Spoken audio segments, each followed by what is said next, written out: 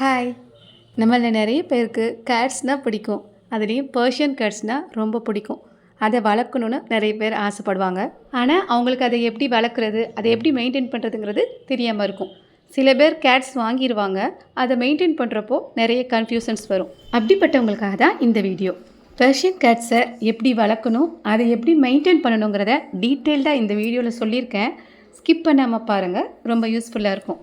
வீடியோக்குள்ளே போகிறதுக்கு முன்னாடி இந்த வீடியோவை லைக் பண்ணி என்னோடய சேனலை சப்ஸ்கிரைப் பண்ணுங்கள். அப்போ தான் எனக்கு கொஞ்சம் மோட்டிவேட்டாக இருக்கும். இந்த மாதிரி வீடியோஸ் நிறைய போட முடியும். வாங்க வீடியோக்குள்ளே போகலாம். நம்ம பெர்ஷியன் கேட் வாங்கி வளர்க்கணும்னு முடிவு பண்ணிட்டா நம்ம என்னெல்லாம் பண்ணணும் அப்படின்னா, ஃபஸ்ட்டு நம்ம ஒரு ஆரோக்கியமான கிட்டனை நம்ம சூஸ் பண்ணணும். மோஸ்ட்லி 60 நாள்லேருந்து 90 நாள் உள்ளே இருக்கிற கிட்டன்ஸாக நீங்கள் சூஸ் பண்ணால் அது பெஸ்ட்டாக இருக்கும். நல்ல ஹெல்த்தியான கிட்டனானு பார்த்து வாங்குங்க. ஹெல்த்தியான கிட்டனானு நம்ம எப்படி தெரிஞ்சுக்கலாம் அப்படின்னா, வாங்கும்போது அந்த குட்டிங்களோட கண்களை பாருங்கள். அது சோர்வாக அழுக்காக இருந்ததுன்னா அது கண்டிப்பாக இன்ஃபெக்ஷன் இருக்குதுன்னு அர்த்தம். அந்த மாதிரி கிட்டனை நீங்கள் வாங்காதீங்க. அப்படி நீங்கள் வாங்கினீங்கன்னா வீட்டுக்கு எடுத்துகிட்டு வந்ததுக்கப்புறமா அதுக்கு ட்ரீட்மெண்ட் பண்ண வேண்டியிருக்கும். ஸோ கவனமாக வாங்குங்க. அடுத்து காதை பார்க்கணும். காதும் ரொம்ப க்ளீனாக இருக்கணும். எந்த அழுக்குமே இருக்கக்கூடாது. அப்படி அழுக்கு இருந்துச்சுன்னா அந்த கேட்ஸுக்கு இன்ஃபெக்ஷன் இருக்கிறதுக்கு நிறைய வாய்ப்பு இருக்குது. அப்படிப்பட்ட கேட்ஸை கண்டிப்பாக வாங்காதீங்க. அப்புறம் அந்த குட்டிங்களோட ஸ்கின்னை நல்லா பாருங்கள். அதில் ஏதாவது ரேஷஸோ அல்லது புண்ணு மாதிரி இருந்தால் அந்த மாதிரி கிட்டனை வாங்காதீங்க. அது ஸ்கின் இன்ஃபெக்ஷன் இருக்கலாம் அந்த கேட்ஸுக்கு. மோஸ்ட்லி மதர் கேட்ஸுக்கு இருந்தால் இந்த மாதிரி குட்டிங்களுக்கு வர்றதுக்கு வாய்ப்பு இருக்குது. அதனால் இந்த மாதிரி விஷயங்களை நல்லா பார்த்து வாங்குங்க. மேல் கேட்டோ ஃபீமேல் கேட்டோ அது உங்கள் விருப்பப்படி வாங்கிக்கோங்க. உங்களுக்கு எது வளர்க்கணும்னு ஆசை இருக்கோ அதை நீங்கள் செலக்ட் பண்ணி வாங்கிக்கோங்க. நீங்கள் வாங்கிட்டு வரும்போதே அவங்க என்ன மாதிரி ஃபுட்டு அந்த கிட்டனுக்கு கொடுத்துருக்காங்கங்கிறத தெரிஞ்சுக்கிட்டு அந்த பிராண்டையே நீங்கள் ஃபாலோ பண்ணுங்கள். நீங்கள் வேறு ஃபாலோ பண்ணாதீங்க. அந்த மாதிரி நீங்கள் ஃபுட்டு மாற்றுறப்போ மேபி அந்த கிட்டனுக்கு செட் ஆகாமல் போகலாம். அப்போது உங்களுக்கு அது கொஞ்சம் சிரமமாக இருக்கும். ஸோ நீங்கள் அவங்க என்ன பிராண்ட் ஃபுட்டு கொடுக்குறாங்களோ அதுலேயே கிட்டன் ஃபுட் 1 இயர் வரைக்கும் கொடுக்க வேண்டியிருக்கும். அதுக்கப்புறம் நீங்கள் வேறு ஃபுட் சேஞ்ச் பண்ணலாம். நீங்கள் ஃபுட்டு கொடுக்குறப்போ ஒரே இடத்த செலக்ட் பண்ணி அந்த இடத்துலையே ரெகுலராக நீங்கள் ஃபுட்டை வைங்க. வேறு இடம் சேஞ்ச் பண்ணாதீங்க. அப்போ அவங்க கன்ஃபியூஷன் ஆயிடுவாங்க. அது மட்டும் இல்லாமல் நம்ம வீட்டுக்கு கெஸ்ட்லாம் வரும்போது இந்த டிஸ்டர்பன்ஸ் அவங்களுக்கு இருக்கும். ஸோ நீங்கள் ஒரே இடத்த சூஸ் பண்ணி அந்த இடத்துலையே அவங்களுக்கு ஃபுட் வைங்க. பெர்ஷியன் கேட்ஸ் எப்போவுமே ரொம்ப சுத்தமான தண்ணி தான் குடிப்பாங்க. அதனால் அவங்களுக்கு நீங்கள் வைக்கிற தண்ணியை அடிக்கடி சேஞ்ச் பண்ணிகிட்டே இருங்க. நீங்கள் குட்டிகளை புதுசாக கூப்பிட்டு வரதால் அவங்க உங்கள் வீட்டுக்கு அடாப்ட் ஆக 1 வீக் ஆகும். அதனால் சரியாக சாப்பிட மாட்டாங்க. நீங்கள் அதை பற்றி கவலைப்பட வேண்டாம். போக போக அது சரியாயிடும். அடுத்து 60 நாளுக்கு அப்புறமாவே நீங்கள் வேக்சின் போட ஸ்டார்ட் பண்ணிடலாம்.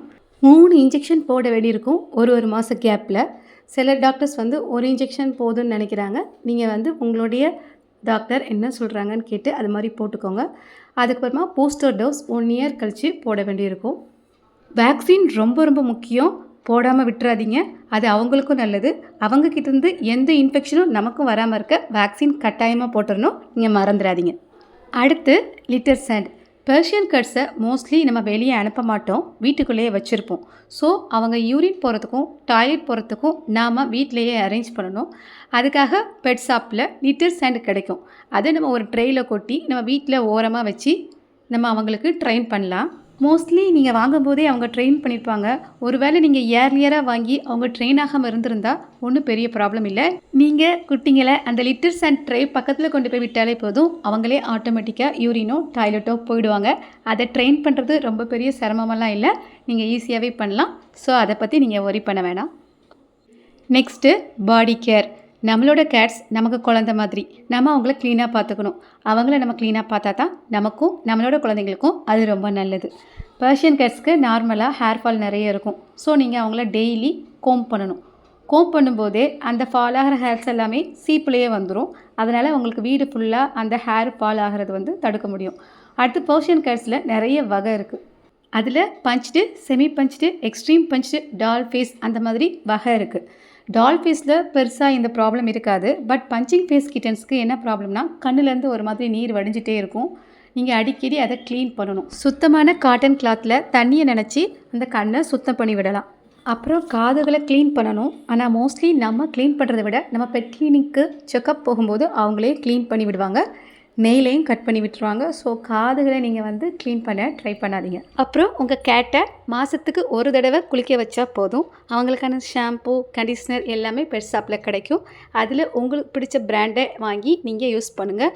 குளிக்க வைக்கிறது கொஞ்சம் சிரமம். பட் அவங்க பழகிட்டால் சரியாயிடும். குளிக்க வச்சதுக்கப்புறமா நல்லா டவல் வச்சு தொடச்சி எடுத்துருங்க. ஹேர் ட்ரையர் யூஸ் பண்ணி கூட அவங்கள வந்து நம்ம காய வைக்கலாம். அப்புறம் 3 மாதத்துக்கு ஒரு தடவை அவங்களுக்கு டீவார்ம் பண்ணணும். அவங்களுக்கு டீவார்ம் பண்ணால் தான் ஃபுட்டிலேருந்து கிடைக்கிற நியூட்ரியன்ஸ் கரெக்டாக கிடைக்கும். இல்லைன்னா அவ்வளோத்தையும் வயிற்றில் இருக்கிற பூச்சியை சாப்பிட்ரும். ஸோ கண்டிப்பாக 3 மாதத்துக்கு ஒரு தடவை பூச்சி மருந்து கட்டாயம் கொடுக்கணும். அப்போ தான் உங்களோட கேட்ஸ் வந்து வெயிட் கெயின் இருக்கும், நல்லா ஹெல்த்தியாகவும் இருப்பாங்க. பெர்ஷியன் கேட்ஸ் நார்மல் ஸ்ட்ரீட் கேட்ஸை விட விளையாட்டில் ரொம்ப ஆர்வமாக இருப்பாங்க. நல்லா விளையாடவும் செய்வாங்க. நம்மளை விளையாடணும்னு எதிர்பார்ப்பாங்க. ஸோ நீங்கள் முடிஞ்ச வரைக்கும் அவங்களோட டைம் ஸ்பெண்ட் பண்ணுங்கள், அவங்களோட விளையாடுங்க, அவங்கள சந்தோஷமாக வச்சுக்கோங்க. ஓரளவுக்கு பெர்ஷியன் கேட்டை எப்படி வளர்க்குறது, அதை எப்படி கேர் பண்ணுறதுங்கிறத டீட்டெயில்டாக சொல்லியிருக்கேன்னு நினைக்கிறேன். நெக்ஸ்ட் வீடியோவில் பெர்ஷியன் கேட்ஸை எப்படி மேட் பண்ணுறது, எப்படி ப்ரீட் பண்ண வைக்கிறதுங்கிறத உங்களுக்கு டீட்டெயிலாக சொல்கிறேன். பாய்.